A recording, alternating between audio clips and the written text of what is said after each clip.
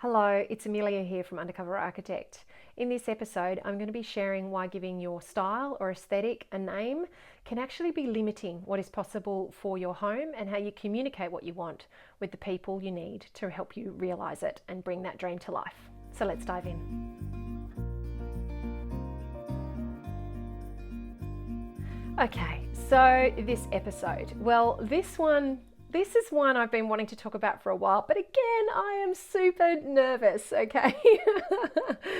Because this is definitely one where I know my education as an architect is part of the reason why I see so many problems happen for homeowners around this and how I see it play out for homeowners in their projects. And it's something that I've experienced a lot with homeowners, both in my courses and that I've worked with as clients. And it's something that I really see potentially limit people in their projects, limit people in how they go about thinking about their projects, and also limit what is possible in terms of what they create, the kind of environment that they create and the aesthetic that they create around themselves. And a lot of this is to do with what happens when you seek to give the aesthetic of your home or the style of your home a specific name. When you go about trying to figure out what movement or style your desired tastes and approaches fit into, and then you use that to characterize the type of home you want to create, and that's how you then communicate it with the people that you're working with. Now, I know that this is something that a lot of homeowners do. I know that a lot of homeowners go about, and I actually share a means by which and a strategy in my online programs about how to organize your Pinterest board or your house ideas board so that you don't get overwhelmed by all of the lovely images and you go collecting hundreds and hundreds of pictures per, for your home, even thousands and thousands, and just getting really lost in the weeds of what you really like. What do you really like? What do you really want in your home? Because you're just so confused by all of this imagery that you're seeing. So yeah, one of the steps that I actually have inside one of my online courses, inside How to Get It Right and inside your Renault Roadmap, is to teach you how to structure your Pinterest boards or your house idea boards and how to limit the number of pins or images that you collect so that you can stay clear and that you can have a means by which to effectively communicate with team members and those people around you about what you actually want for your home, and that you can guide and coach yourself almost through defining the aesthetic for your home and what your preferences and your tastes and your likes and your dislikes actually are. I see people going about it in lots of different ways, though. I see people creating vision boards. I see people using the Pinterest process. I see people looking to designers and styles that they like and sort of appropriating the names that they use. And I see lots of this happening. I've had homeowners when I've said to them, what do you like? What kind of style, what kind of aesthetic are you looking for? What kind of sort of things were you picturing? And they name styles. I've had homeowners say to me that they like a specific style for the outside, but they like another style for the inside. That they like this part of this aesthetic or this style, but they don't like this part of this style. And I completely understand. There's that saying, you can't be what you can't see. And it's very difficult to explain when it's particularly the first time that you're doing it and it's not your natural environment, to be able to explain to people, particularly like builders and designers, interior designers, architects, what you want for your home. You kind of feel like you need to do it in the language of the industry or in something that you feel like will have some familiar territory to both of you. And so I see homeowners really, really trying to put a name, on this, and really trying to collect images that are representative of the sort of aesthetic that they like, and really then trying to use that to communicate their preferred aesthetic with their design team or their builder. Now, there's a couple of reasons why I am not sure about this being such a good idea. The first is that oftentimes the style names that are being grabbed are actually representative of whole architectural movements or whole kind of location-based style and aesthetic and design approaches that are specific to, certain regions or certain climates or certain periods in time.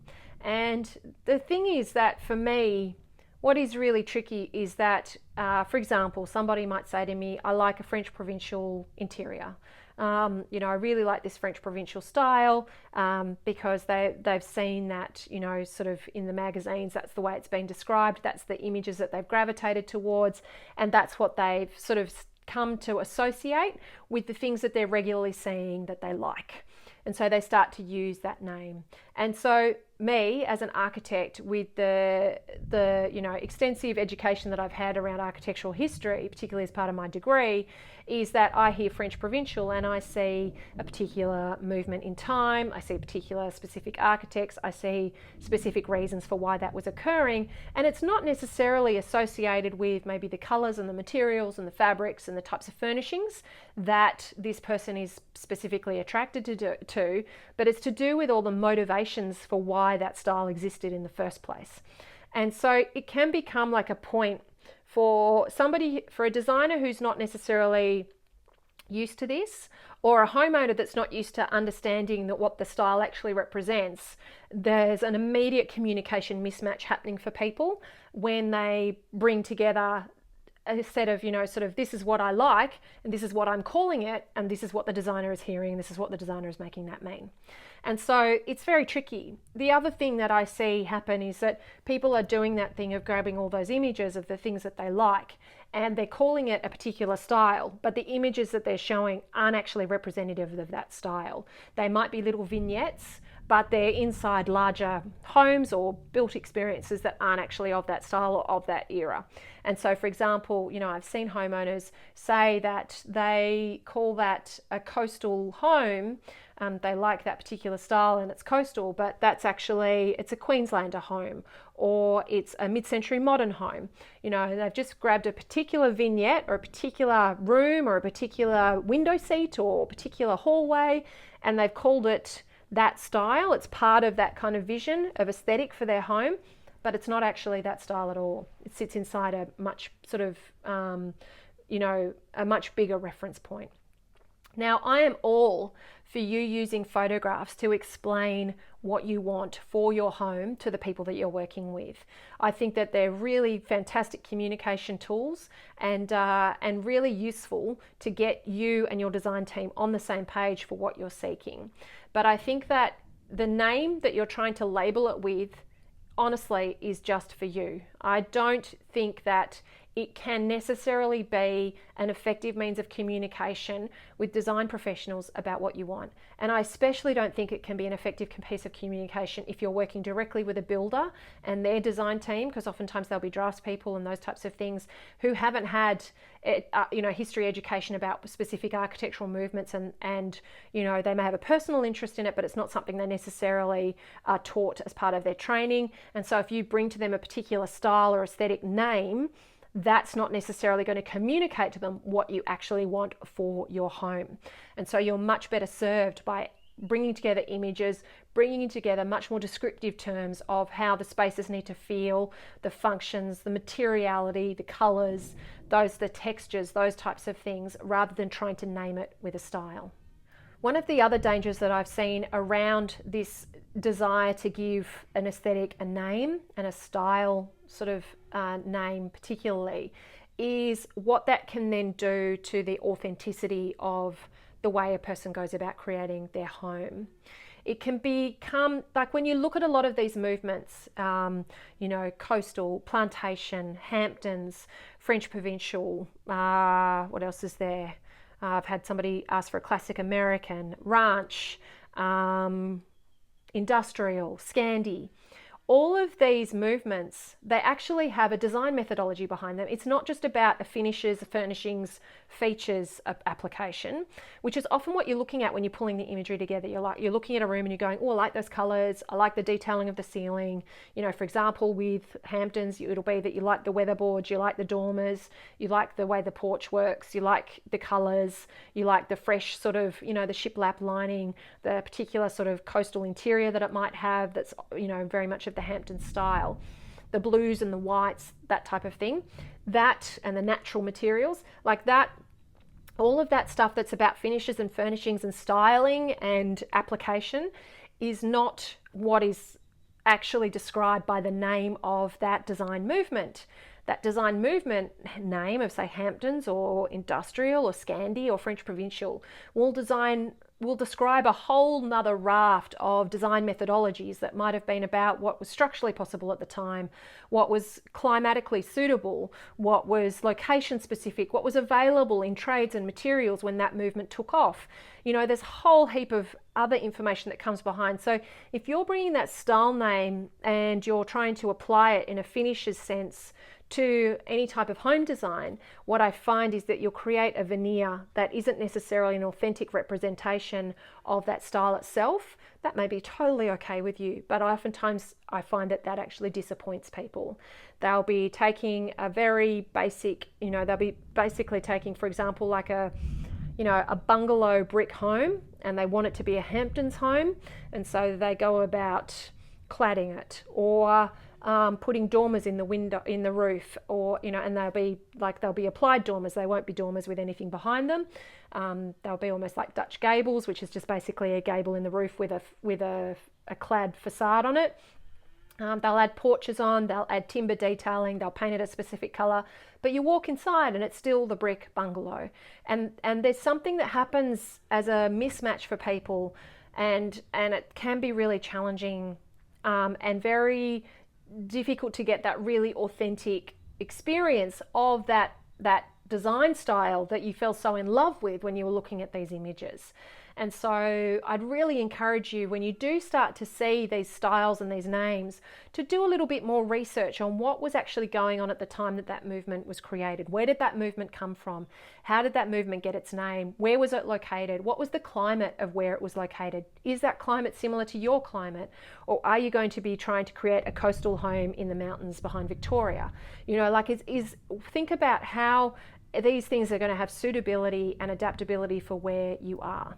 One of the other things that I find particularly challenging about this style application is that one of the beautiful things about design and about building and renovating is we have an opportunity to create something of our time and of our place, and actually be a conversation about, this is who we are, this is what we love, this is what we believe, this is what we want around us all the time. And so I find that as we're grappling from the past to grab these movements and styles and then applying them to the present, we're actually losing the opportunity to create something that's authentically ours and that is uniquely our personality. And I know that resale and future investment and saleability and all that kind of stuff comes into play. I'm a firm believer that you can still create a home that's uniquely yours, that can be appealing to other people, and that when you really think about, okay, what are the things I want to surround myself with, what is going to be really about me and my family and the way that we live, then you can put your own personality into these aesthetics and these styles and not be so wedded to what they're being represented by when you look at the imagery online. The other thing I want to talk about is how this gets used then as a piece of communication with the team that you're working with. So, as I mentioned earlier, it can become really down to a matter of interpretation and can be particularly dangerous if you're working with people who don't necessarily understand what that movement is about or what you might be meaning when you say Hamptons or plantation or coastal or industrial or Scandi. They might not be trying to elicit what it is that you particularly love about those things. They might be instead looking at your vision board and going, okay, well, I'm going to take this and I'm going to apply this detailing and these colors and this material. And what I see happen for homeowners is they go, well, yeah, sure, you've done what I showed you, but it's not interpreted, it's not designed, it's just applied. And that can be really difficult as a point of communication and as a point of trying to actually claw back, what do we really want this to look like? How do we really want this to be? When I said Hamptons, that's not what I meant. I've had homeowners come to me and say they wanted a particular style on the outside, but they wanted another style on the inside. And for me, I knew that if we did that, if we just applied one style in terms of the detailing and the materials and the colors on the outside of the home, and then we went about doing the other style on the inside and did the detailing and the materials and the colors and the room shapes and sizes and detailing of that they were going to have a really disjointed experience when they moved from the outside to the inside of their home. And the outside of their home was going to tell a really inauthentic story about what was going on inside the home. And so that connectivity that brings spaciousness and belonging and really helps us actually feel at home when we arrive home, they were not going to be able to capitalize on that, because they were going to have that jarring happen every time they cross the threshold of like, okay, this is what I'm on the outside, and this is what the home looks like, and this is what I'm expecting. These are what these people are telling me they love about the way their home looks and the aesthetic style that they're attracted to. And then I'm going to walk inside and it's going to be a completely different experience, and that's going to feel jarring, you know? And so for me, what I did was I looked at both of those movements in architecture and looked back in architectural history and looked where their commonalities were. And you can always find, you know, Hamptons grew out of one specific movement in the States, you know, French Provincial grew out of another movement. There's this whole thing, like all of these things have grown from like, you know, very core origins that then have been interpreted for locations and specific goals and objectives of the different times that they were created in, and particularly around material availability, technology, you know, and what we were able to do with structures and glazing and steel and, you know, masonry and all of this kind of stuff. You know, all of these things have grown from a specific core base. And so if you can basically extrapolate your understanding of these architectural movements and styles back to where their core level is. If you do like a specific style on the outside but another style for the inside, understanding what are the core commonalities is a way that you can really tie together those styles and prevent having that jarring experience from inside to outside. You know, at the end of the day, design is really an opportunity to tell a story and solve a problem. And it's really about conjuring a feeling, an emotion, and a connection. If you think about some of the greatest places and spaces you've been, I would hazard a guess that there's been some sort of design element that has enabled you to feel a specific way in them. You know, I think of the big art galleries that I've been in, or the really public spaces, you know, that run of stairs up to the Opera House. I think of the homes that I've been in. I think of how much the built environment can fundamentally affect how we feel and how it can feel for us. And I think we've got this incredible opportunity when it comes to our homes to conjure that emotion and that feeling and that connection with where we live and the kind of space that we create for ourselves and our family. And I think that when we try instead to focus on, okay, what is that style name?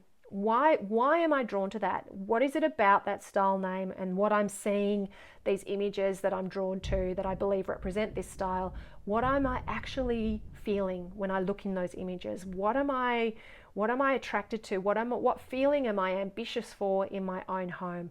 What's the goal, the aspiration that I have, the feeling I want to conjure in my own home that I believe those images help me communicate? And if you can instead really tap into that, I think you'll build a far more effective communication tool for the people that you're working with.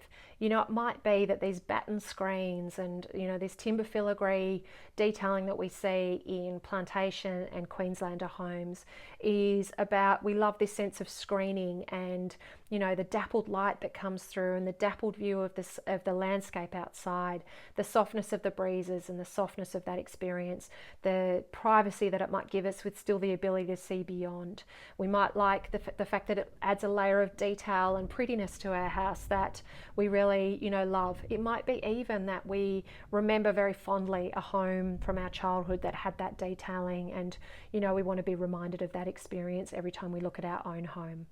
You know, I see this happen for people. I see they look at an image and they can picture themselves sitting in that image and it being, you know, like window seats are a perfect example. I see a lot of people falling in love with images of window seats because what it conjures is there's this idea that I could actually have a space in my home that I could curl up with a book, I could have a relaxing moment, I could have a cup of tea or coffee, I could sit in the sun, and I could have just, you know, either an opportunity to have a moment by myself, or it could be where I sit with a child and have a lovely conversation about what's gone on with their day.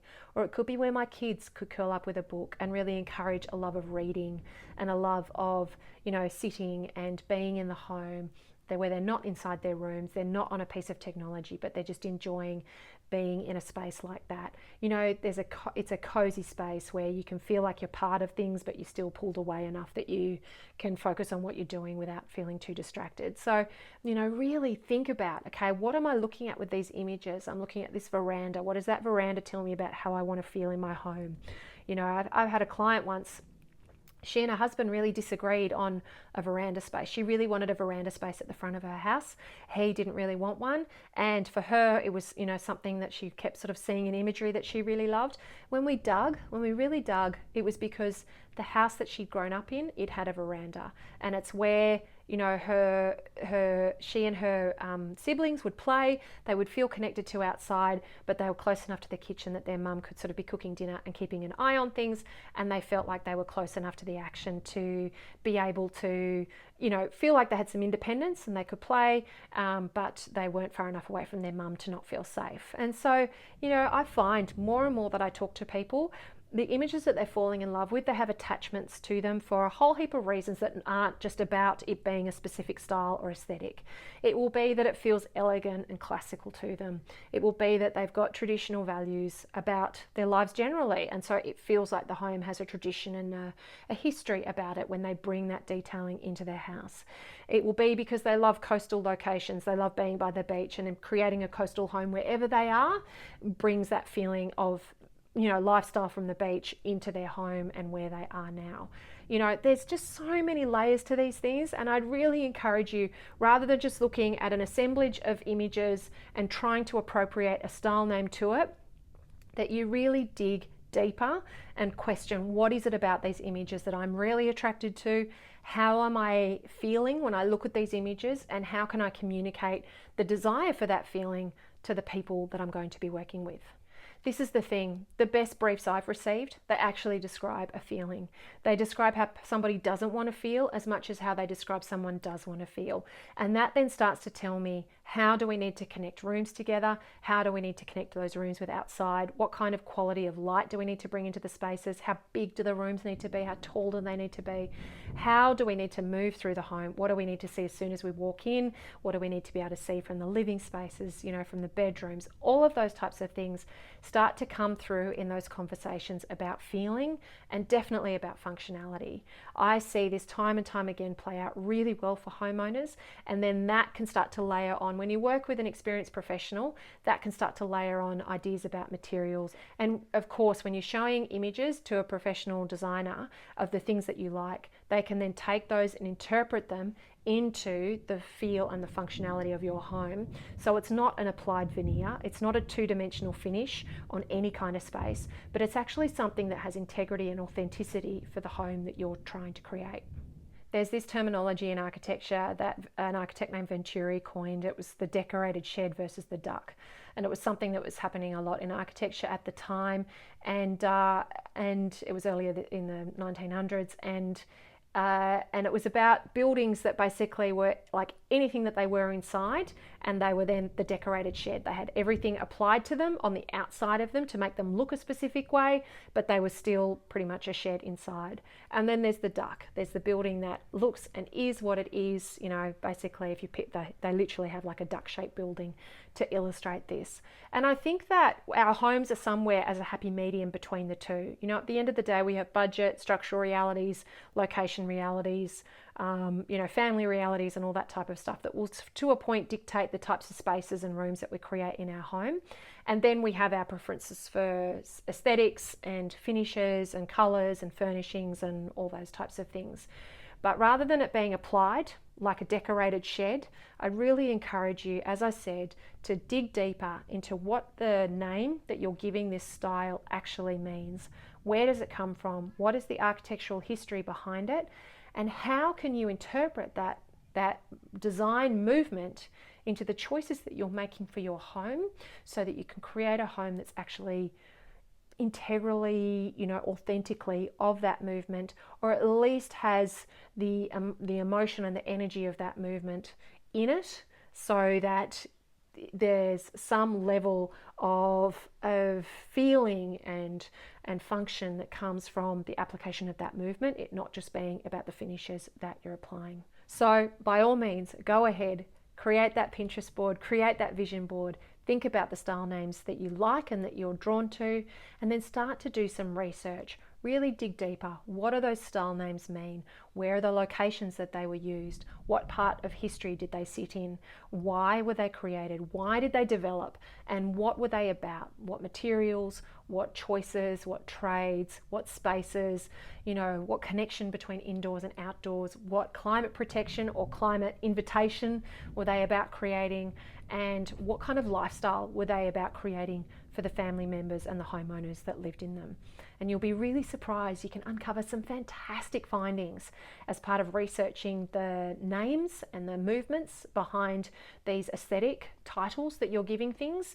And who knows, they could incredibly enrich the experience that you have in building or renovating your home in a way that's really unanticipated and really exciting for you, and really helps you create a home that is you worthy. I found this hilarious quote in the Design Mum book that I mentioned in the first episode that I thought I'd finish with, because I find that in a desperation to stay, people see these styles and they really want to apply them to their homes, but sometimes it's at odds with how they actually need to live. And sometimes it can be like they can love the style and love what it represents, but it's not actually functional for the family living in their home. Or it can bring a whole nother layer of stress because it's going to be expensive to achieve authentically, and so they have to sort of do it by buying less expensive furniture that might not be as durable, and there's a whole gamut of problems that can come with it. And so I will talk a bit more about those in future episodes when it comes to styling and those kinds of things. But there was in this Design Mum's book, she talks about rolling out the red carpet and the importance of, or just how much fun and joy a rug in your entry space or your hallway can bring to the home. So she wrote, "The foyer rug is integral to your happiness. I'm dead serious." As Emma Bombeck wisely wrote, "All of us have moments in our lives that test our courage. Taking children into a house with white carpet is one of them." So she says, for the next few years, whilst you've got dirty little boots and muddy chucks traipsing through your house, invest in an easy to clean foyer rug that will work hard for your family. And that's just one of the pieces of advice that she has in her book, Design Mum. So that's Gabrielle Stanley Blair. And for me, I think that when we think about these styles in an authentic way, when we look back to the history of the design movements behind these style names, we can actually start to uncover ways to use this style and interpret this style in our homes so that it creates functional family homes that are really going to serve us, work really well for us, and feel fantastic over the long term. This episode and this whole season is brought to you by my online program, Manage Your Build. If you want to maintain your sanity and stay in control of the construction phase of your building or renovation project, Manage Your Build is designed to help you do just that. If you'd like more information about what's inside the program and how it can support you in having a fantastic construction phase of your project, head to manageyourbuild.com.au. And if you're watching this on YouTube, please leave a comment below. I'd love to hear from you. As always, thank you so much for tuning in and for letting me be your secret ally. Until next time, bye.